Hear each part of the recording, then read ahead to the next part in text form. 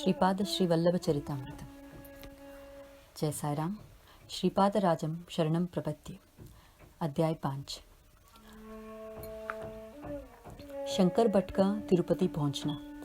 कानीपाक में तिरुमलदास से भेंट। श्रीपाद के अनुग्रह से शंकर भट्ट की शनि पीड़ा निवारण।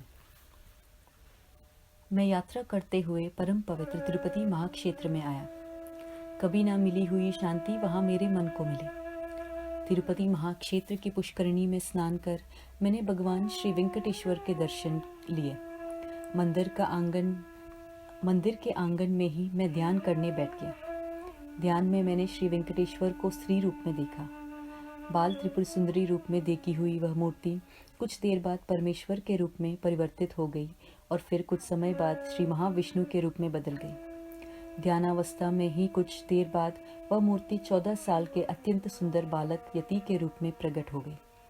उस बाल यति की दृष्टि अमृतमय है ऐसा आभास हुआ।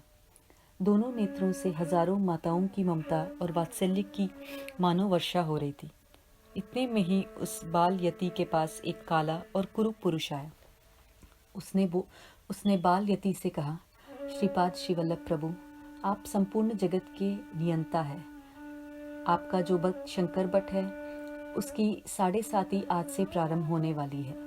इस विश्व में बहुत सारे कष्ट है, उनका मैं उसे अनुभव कराऊंगा। मैं आपकी आज्ञा के लिए यहाँ खड़ा हूँ। करुणा सागर प्रभु ने कहा, हे शनीश्वर, तुम कर्म कारक हो। जीवों को कर्म फल का अनुभव करवाकर तुम उन्हें कर्म विमुक्त कर दिया करते हो। तुम अपने धर्म के अनुसार अपना कर्तव्य करो। आश्रित जनों की रक्षा, यह मेरी प्रतिज्ञा है। इसलिए शंकर भट्ट को तुमसे होने वाले कष्टों में सहायता कर उसे मैं कैसे छुड़ा लेता हूँ यह तुम देखना। श्रीपाद प्रभु और शनीश्वर के वार्तालाप के बाद दोनों ही मेरे ध्यान से निकल गए, लेकिन उसके बाद भगवान की मूर्ति का ध्यान करना मेरे लिए मुश्किल हो गया। मेरे कष्ट काल की शुरुआत हो गई। श्रीपाद प्रभु ही इस कष्ट से मुक्त करेंगे ऐसा मुझे दृढ़ विश्वास था। मैं तिरुमला से तिरुपति आया। तिरुपति की राह पर मैं मनमानी चल रहा था। मन चंचल था। एक नाई ने जबरदस्ती रोककर कहा, तुम 20 साल पहले घर से भागे हुए सुब्बैया ही हो ना? तुम्हारे माता पिता तुम्हारी चिंता कर रहे हैं। तुम्हारी पत्नी रजस्वला हो गई है, वह अब सयानी हो गई है। तुम उसके साथ गृहस्थी करो, बाल बच्चों के साथ खुश रहो। तब मैंने कहा, भाई, मैं शंकर भट्ट नाम का कन्नड़ देश का ब्राह्मण हूँ, यात्री हूँ और पुण्य क्षेत्र की यात्रा करते हुए आ रहा हूँ। मैं दत्त भक्त हूँ। श्रीपाद श्रीवल्लभ इस नाम रूप में श्री दत्त प्रभु अवतरित हुए। यह सुनकर मैं कुरुनगड्डी की ओर जा रहा हूँ। परम पवित्र गायत्री मंत्र की शपथ लेकर कहता हूँ, मैं ब्रह्मचारी हूँ। आप जो कह रहे वह सुब्बैया नाई मैं नहीं हूँ। लेकिन मेरी सुनने वाला वहाँ कोई नहीं था। बहुत सारे लोग इकट्ठा हो गए। हर कोई किसी न किसी तरह मेरी निंदा कर रहा था। मुझे सुब्बैया के घर ले जाया गया। सुब्बैया के माता पिता ने मुझे अपना बेटा समझकर कई तरह से समझाया कि तुम हमें अब छोड़कर कहीं मत जाओ। रजस्वला स्त्री को छोड़कर जाना महापाप है। भीड़ में से एक व्यक्ति बोला, सुब्बैया दाढ़ी मूछ से ढंक गया है। इसका शौर कर्म करने से यह पहले जैसा दिखने लगेगा। मैं सुब्बैया नहीं हूँ ऐसा मैंने कई बार कहा, लेकिन वहाँ मेरी सुनने वाला कोई नहीं था। जबरदस्ती शौर कर्म किया गया। मेरा मुंडन कर दिया। दाढ़ी मूंछ भी निकाल डाली गई। मेरे गले का पवित्र यज्ञोपवीत भी निकाल डाला। मेरे इलाज के लिए उन्होंने अपने पहचान के एक भूत वैद्य को बुलाया। उसने विचित्र वेशभूषा की थी। उसकी भयंकर दृष्टि से ही मैं घबरा गया। मुझे बांधकर उसने चाकू से मेरे सिर पर वार किया। उस पर नींबू का रस और विविध प्रकार के रस डाले गए। मुझसे वह तकलीफ बर्दाश्त नहीं हो रही थी। यह सब हो जाने पर इसे ब्राह्मण भूत की बाधा हुई है, इसीलिए यह जनेऊ पहनकर मंत्रोच्चार करता है, ऐसा निर्णय लिया गया। तिरुपति में रहने वाले ब्राह्मण भी स्तब्ध हो गए। इस नगर में आया हुआ यात्री सुब्बैया ही है, उसे एक ब्रह्म राक्षस की बाधा हुई है ऐसा उन्होंने समझ लिया। मुझे उस गांव के लिए एक श्रेष्ठ ब्राह्मण के यहाँ ले गए। मैं कन्नड़ देशीय समर्थ ब्राह्मण हूँ, भरद्वाज गोत्र का हूँ। नमक चमक मुझे आता है, संध्या वंदन करना आता है। मेरे इस कथन पर उनका विश्वास नहीं था। सुब्बैया को एक कन्नड़ ब्राह्मण के भूत की बाधा हुई है, इसलिए योग्य उपाय कर उसे फिर पहले जैसा बनाया जाए, ऐसा उस श्रेष्ठ विप्रवर ने कहा। उस गांव की तकलीफ से मैं चकरा गया।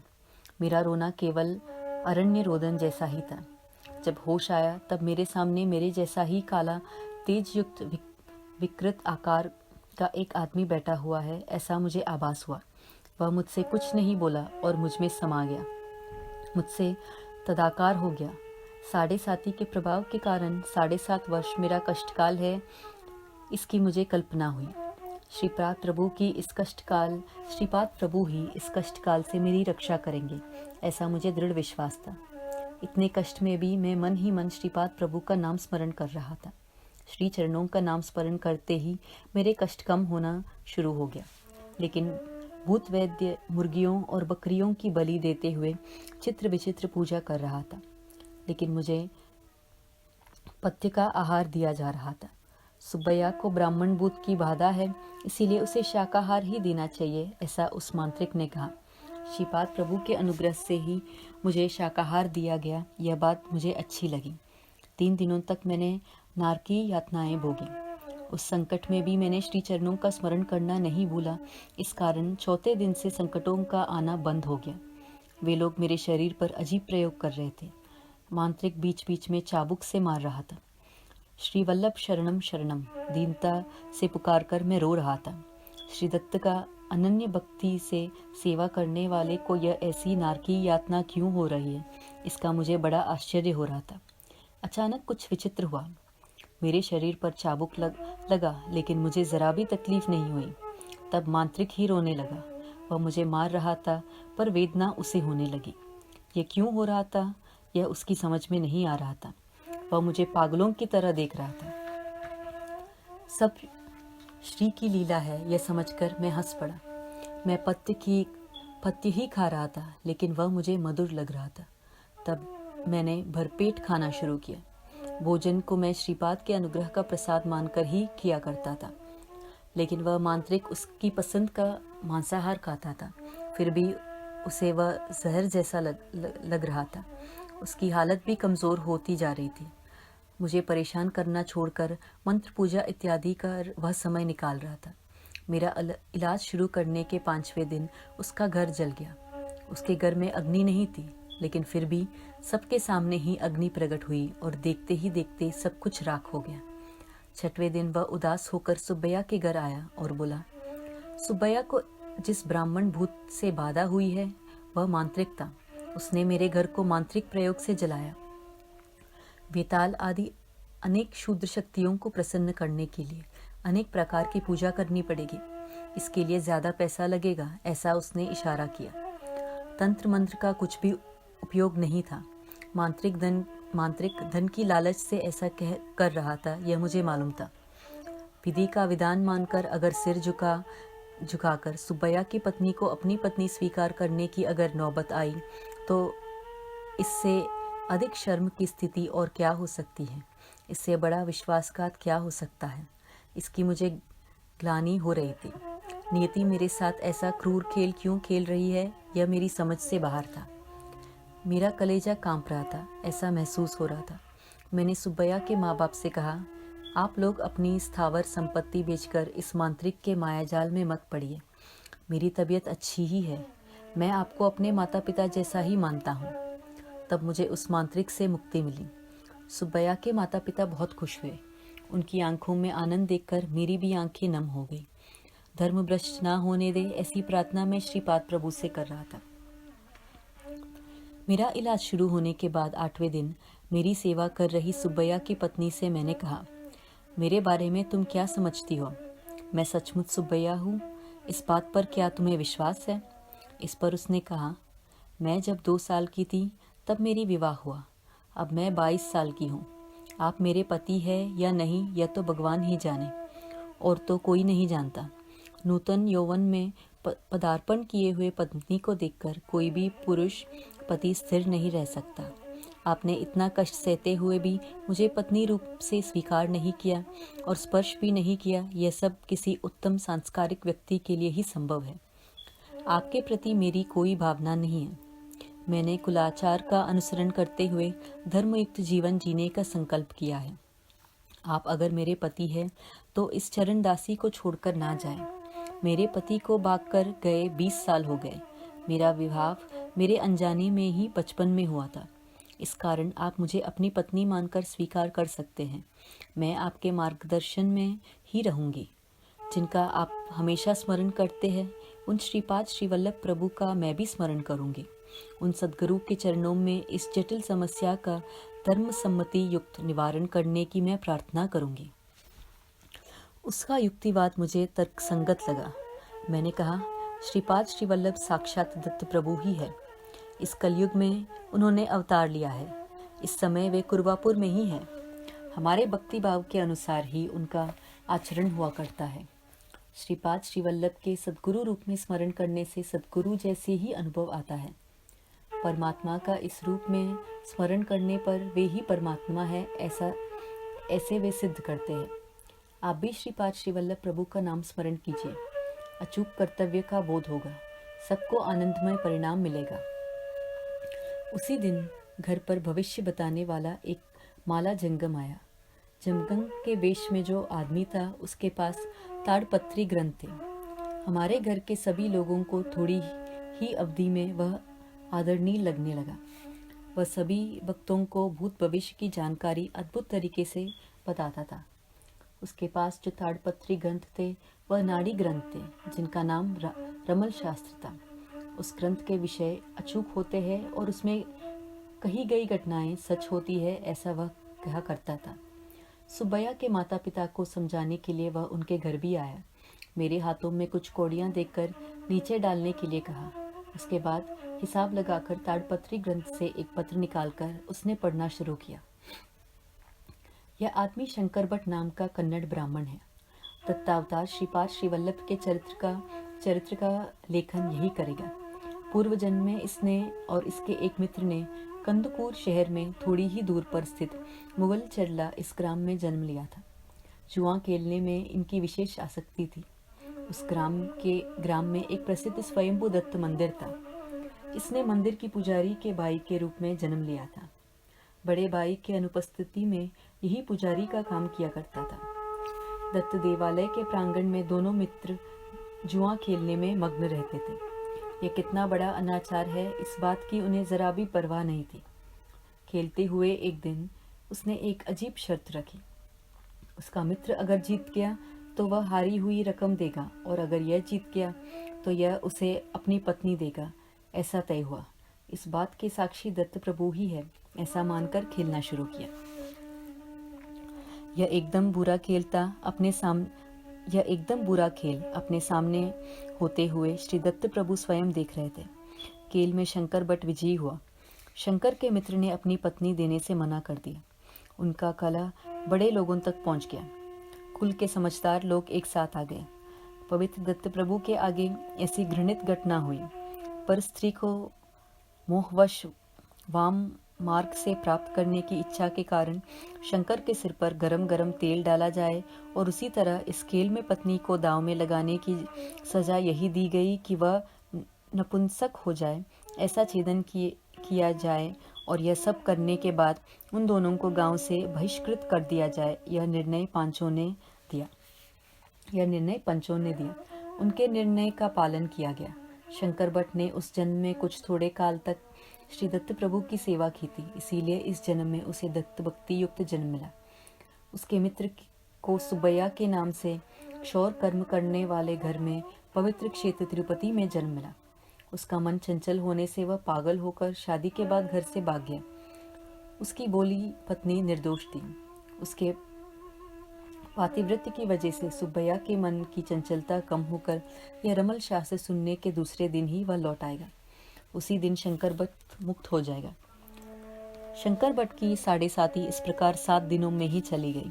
भगवान को साक्षी रखकर अनुचित संकल्प करने से या अधर्म करने से प्रभु कठोरतम शिक्षा देते हैं। सुब्बैया के मन की चंचलता के परिहार के लिए शंकर भट्ट के पुण्य से कुछ भाग खर्च हुए, ऐसा चित्रगुप्त ने लिखा। कर्म का प्रभाव अत्यंत सूक्ष्म तरीके से काम करता है। इसका ध्यान रखकर ही जीव को हमेशा सत्कर्म करने चाहिए, दुष्कर्म कभी नहीं करना चाहिए।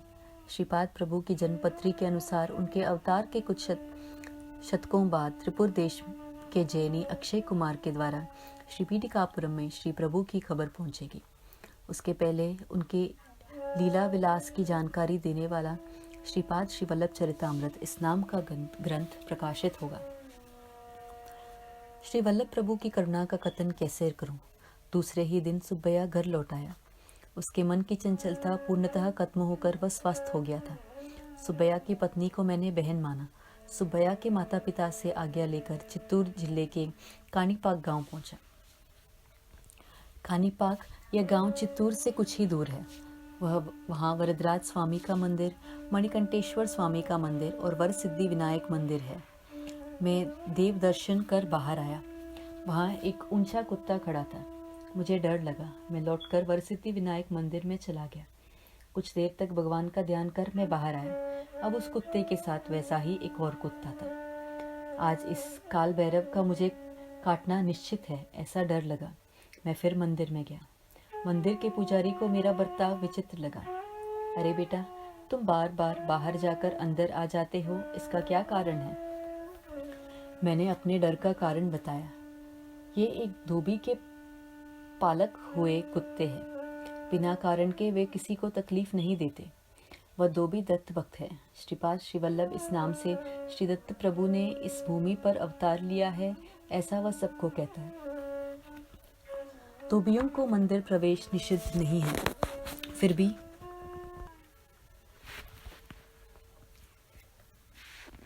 धोबियों को मंदिर में प्रवेश निषिद्ध नहीं, फिर भी वह देवालय में नहीं आता।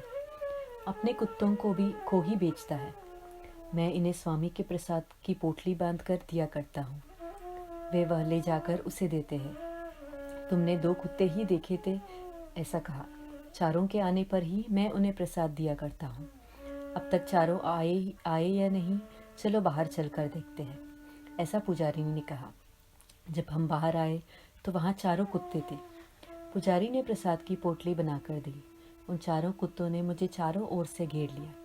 पुजारी ने कहा, कुत्तों की इच्छा अनुसार तुम उस धोबी के यहाँ जाओ, वह तुम्हें शुभकारक ही होगा।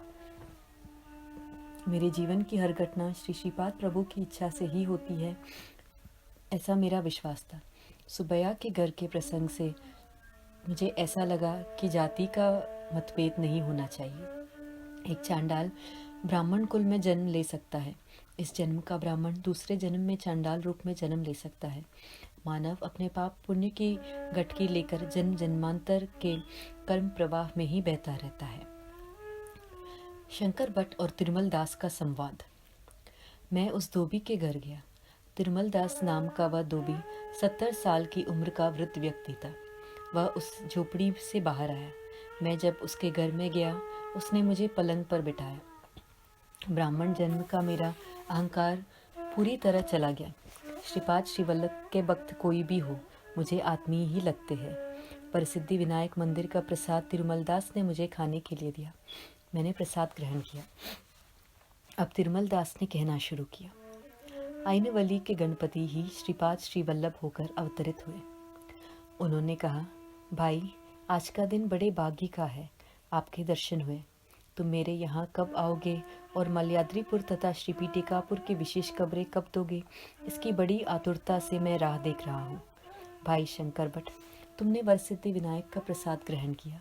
अब तुम आज से ही श्रीपाद श्री वल्लभ के चरितामृत का श्री गणेश करो।